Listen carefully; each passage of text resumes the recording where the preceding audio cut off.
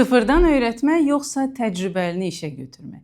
Bu sualı hər kəs verir. Amma əsl sual budur. Sən özün indi hansı mərhələdəsən?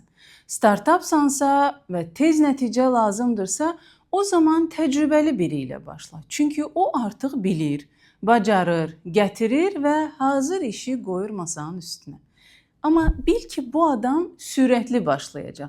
Sonra prosesə qarışmaqda çətinlik çəkəcək. Sənin komanda mədəniyyətinə, sisteminə uyğunlaşmayacaq. Yəni onu gətirmək bir zərbə ilə qapını açmaq kimidir. Açıldı, bəs sonra içəri girib necə oturacaq?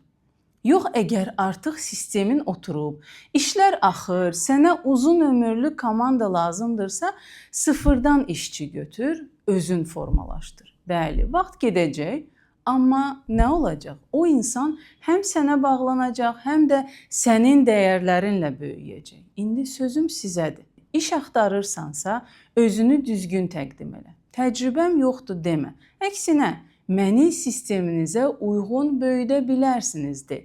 İşə götürürsənsə, sprintçini yarış meydanında mənasız yerə yorma. Sahibkarsansa, nəticə istəyirsənsə, mərhələni düzgün analiz et. Bəzən doğru insanı tapmaq deyil məsələ. Doğru zamanda doğru insana qapı açmaqdır.